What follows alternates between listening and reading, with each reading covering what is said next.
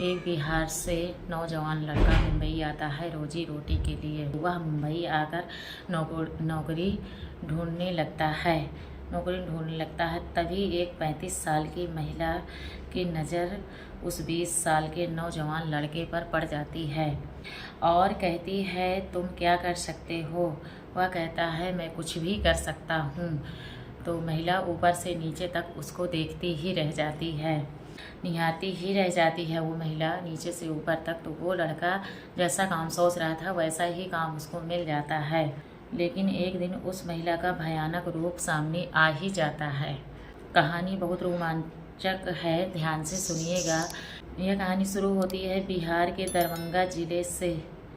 एक लड़का जिसका नाम था हिमांशु, उसकी उम्र करीब 20 साल की थी। घर में बहुत तंगी थी। घर का बड़ा लड़का होने के कारण सारी जिम्मेदारी ऊपर आ गई थी। 12वीं की पढ़ाई करने के बाद छोड़ देता है और फिर दोस्तों के साथ मुंबई के जुहू में आ जाता है।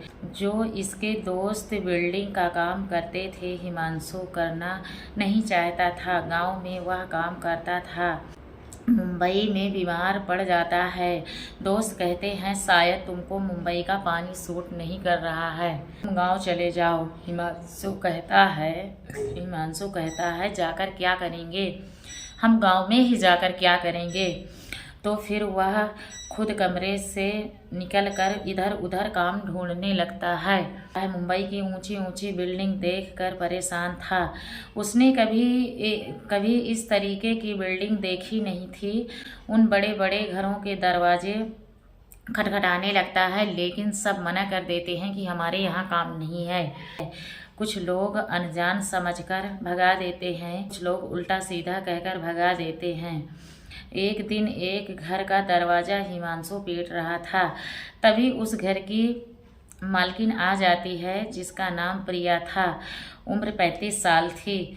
वह कहती है, दरवाजे क्यों पीट रहे हो? हिमांशु कहता है, काम चाहिए। प्रिया कहती है, क्या कर सकते हो? वह कहता है, कुछ भी कर सकता हूँ। प्रिया कहती है, क्या पैसे के लिए किसी का खून कर सकते हो?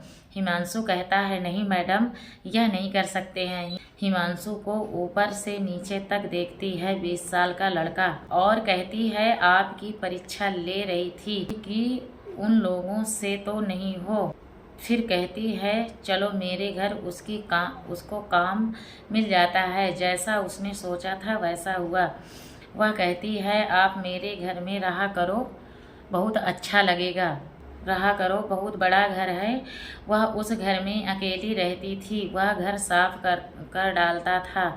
प्रिया उसको समझाती है, यहाँ क्या रखा है, वहाँ क्या रखा है, सारे सामान के बारे में प्रिया बताती है उसको। दोनों ने करीबी दोस्ती हो जाती है। एक दिन हिमांशु पूछता है, मैडम, इस घर में अकेली क्यों रहती हो? प्रिया कहती है, मेरी किस्मत ही ऐसी है, जो आता है वो मुझे छोड़कर चला जाता है। अगर तुम इस राज को जानोगे, तुम भी मुझे छोड़कर चले जाओगे। मैडम कहती है हिमांशु से। वह कहता है, सब क्यों छोड़कर चले जाते हैं? वह कहती है, मेरे अंदर एक बीमारी है जो प्राइवेट है, उसी से परेशान होकर लोग चले जाते हैं। तो वह हिमांशु सोचने लगता है, आखिर क्या बीमारी हो सकती है। फिर दोनों मिलकर खाना खाते हैं। वह कहती है, इस वाले कमरे में आप सो जाओ। वह सो जाता है। जब आधी रात होती है, तब प्रिया के कमरे से अजीब तरीके की आवाज़ आ रही थी। हिमांशु डर जाता है और दरवाजे के पास जाकर देखता है। वह खुद को रोक नहीं पाता है। प्रिया का दरवाज़ा तोड़कर प्रिया के कमरे में चला जाता है। प्रिया के शरीर पर कपड़े नहीं थे, उसका पूरा शरीर दिख रहा था। वह कह रही थी, हिम्मत है तो छू के दिखाओ। हिमांशु जाता है, उसके बाल पकड़ के झटक देता है। थोड़ी देर बाद उसके ऊपर का भूत भाग जाता है।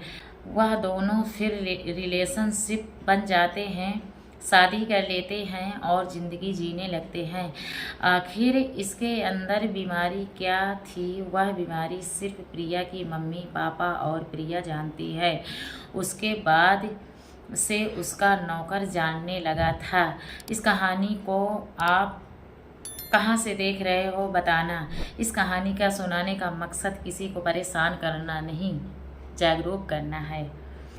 तो अब चलिए मिलते हैं नेक्स्ट वीडियो में, तब तक के लिए जय हिंद।